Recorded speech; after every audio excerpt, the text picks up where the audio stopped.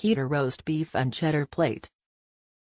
Real food on a plate: roast beef, cheese, and avocado. Crunchy radishes and scallions. Because a keto dinner doesn't have to be complicated. The ingredients that you need to have: 8 ounces deli roast beef, rolled. 5 ounces, 1 1/4 cups, cheddar cheese, cut in finger-like slices. 7 ounces, avocado, sliced. 6 radishes, sliced.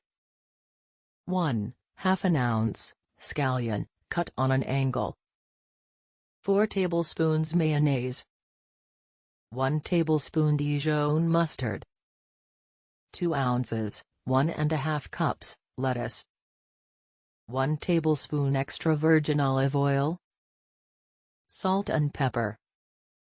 Instructions: place the roast beef, cheese, avocado, scallion, and radishes on a plate.